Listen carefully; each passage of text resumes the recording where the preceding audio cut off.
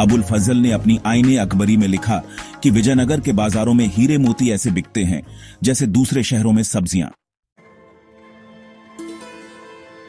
नमस्कार दोस्तों, आज हम आपको ले चलेंगे भारत के इतिहास के एक ऐसे पन्ने पर जिसकी चमक आज भी हमारे देश के गौरव को प्रकाशित करती है।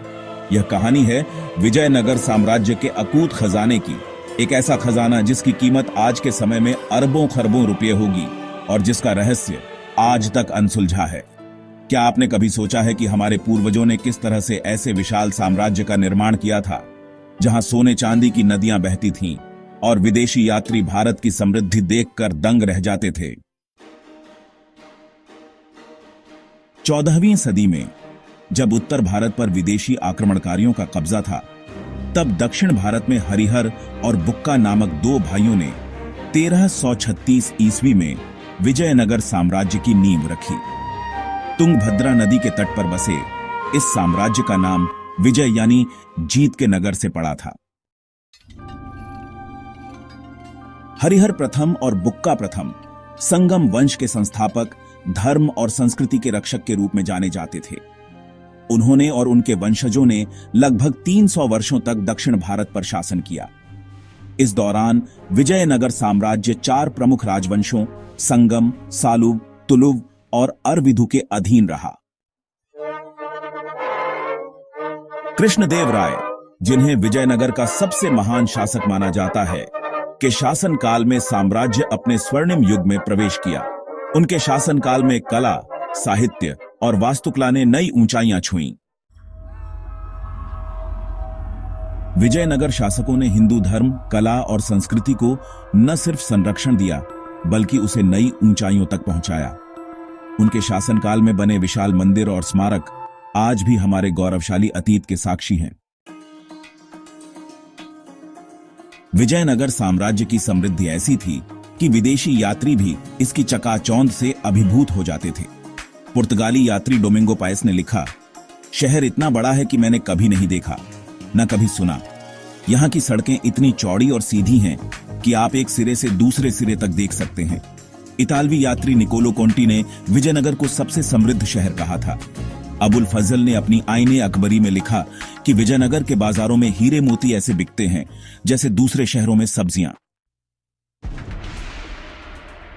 विजयनगर का व्यापार दुनिया भर में फैला था। यहां से सोना, हीरे, मसाले, कपास, रेशम और हाथी दांत जैसी कीमती वस्तुओं का निर्यात होता था।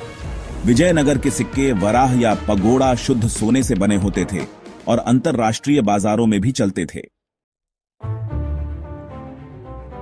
हम्पी में आज भी खड़े विष्णु मंदिर, विट्ठल मंदिर, हजारा राम मंदिर और विरूपाक्ष मंदिर जैसे भव्य स्मारक विजयनगर की वैभवशाली वास्तुकला के गवाह हैं। इन मंदिरों में लगे सोने चांदी के आभूषण और रत्न जड़ित मूर्तियां विजयनगर की अकूत संपदा का परिचय देती थीं।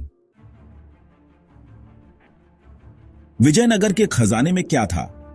इतिहासकारों के अनुसार विजयनगर के भंडारों में अकूत मात्रा में सोना, चांदी, हीरे, पन्ने, नीलम, माणिक्य और अन्य कीमती रत्न थे।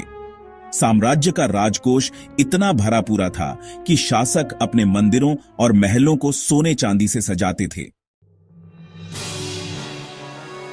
कृष्णदेव राय के दरबार में नवरत्न थे, 9 विद्वान जो विभिन्न क्षेत्रों में पारंगत थे। इन विद्वानों को दिए जाने वाले पुरस्कार भी अकल्पनीय रूप से मूल्यवान होते थे। विजयनगर के मंदिरों में दान की गई संपत्ति भी अकूत थी। कई मंदिरों में सोने की छतें, चांदी के स्तंभ और रत्न जड़ित मूर्तियां थीं। विट्ठल मंदिर के स्तंभों से निकलने वाला संगीत आज भी वैज्ञानिकों को आश्चर्यचकित करता है। पुर्तगाली यात्री फर्नाओ नूनेज ने लिखा है कि विजयनगर के राजा के पास 100 करोड़ पोर्तुगीज क्रूजेडोस के बराबर धन था, जो उस समय पूरे यूरोप की संपत्ति से भी अधिक था। विजयनगर के राजा की सेना में 1 लाख से अधिक पैदल सैनिक, 30,000 घुड़सवार और 900 हाथी थे। युद्ध के समय वे अपनी सेना को सोने चांदी के हथियारों से लैस करते थे। 26 जनवरी 1565 को हुआ तालीकोटा का युद्ध भारतीय इतिहास के सबसे निर्णायक युद्धों में से एक था। इस युद्ध में दक्षिण के 5 मुस्लिम सल्तनतों बीजापुर, गोलकुंडा, अहमदनगर, बीदर और बरार ने मिलकर विजयनगर साम्राज्य पर आक्रमण किया। इस युद्ध में विजयनगर के राजा राम राय की हार हुई और उनकी हत्या कर दी गई। इसके बाद विजयी सेनाओं ने 6 महीने तक विजयनगर शहर को लूटा और तबाह किया। मंदिरों को नष्ट किया गया, महलों को जला दिया गया और अकूत धन संपदा लूट ली गई।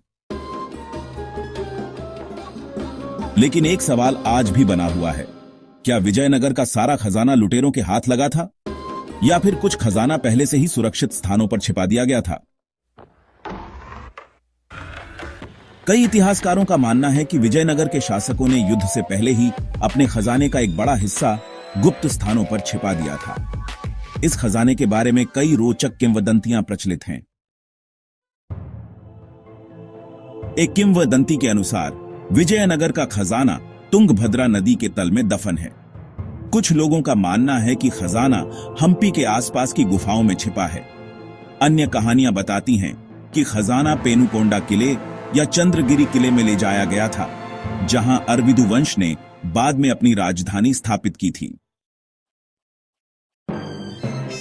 एक और रोचक कहानी के अनुसार विजयनगर के अंतिम शासकों ने अपने विश्वसनीय सेनापतियों को खजाने के विभिन्न हिस्से सौंपे थे ताकि वे उन्हें सुरक्षित स्थानों पर छिपा सकें। कहा जाता है कि इन सेनापतियों ने खजाने को छिपाने के स्थानों का विवरण गुप्त संकेतों में लिखकर रखा था, जो बाद में समय के साथ खो गए। ब्रिटिश शासनकाल में भी कई बार इस खजाने की खोज के प्रयास किए गए, लेकिन सफलता नहीं मिली। आज हम्पी को यूनेस्को की विश्व धरोहर स्थल के रूप में मान्यता प्राप्त है। यहां होने वाले नए पुरातात्विक उत्खनन से हर साल विजयनगर साम्राज्य के बारे में नई जानकारियां सामने आती हैं। 2023 में हम्पी के पास एक गुफा में सोने के सिक्कों और आभूषणों का एक छोटा संग्रह मिला था, जिसने विजयनगर के खजाने के बारे में नई उम्मीदें जगाई हैं। भारतीय पुरातत्व सर्वेक्षण ASI ने हम्पी और आसपास के क्षेत्रों में उन्नत तकनीकों का उपयोग करके खोज जारी रखी है। विजयनगर का खजाना महज सोने चांदी और रत्नों का संग्रह नहीं, बल्कि हमारी समृद्ध सांस्कृतिक विरासत का प्रतीक है। यह हमें याद दिलाता है कि भारत कभी सोने की चिड़िया कहलाता था। विजयनगर साम्राज्य ने हमें सिर्फ भौतिक संपदा ही नहीं, बल्कि कला, साहित्य, संगीत, नृत्य, वास्तुकला और धर्म की अमूल्य विरासत भी दी है। दोस्तों, विजयनगर साम्राज्य के खजाने की कहानी हमारे अतीत की समृद्धि और वैभव का गवाह है। भले ही खजाना आज भी अनसुलझा रहस्य है, लेकिन विजयनगर की विरासत हमारे दिलों में जिंदा है। यह कहानी हमें याद दिलाती है कि हमारा देश कितना महान था और फिर से उतना ही महान हो सकता है। विजयनगर की समृद्धि और वैभव हमें प्रेरित करते हैं कि हम अपने देश को फिर से विश्व गुरु बनाने के लिए प्रयास करें। अगर आपको यह वीडियो पसंद आया तो कृपया लाइक करें, शेयर करें और हमारे चैनल को सब्सक्राइब करें। कमेंट बॉक्स में बताएं कि आप भारत के किस ऐतिहासिक रहस्य के बारे में जानना चाहते हैं। धन्यवाद।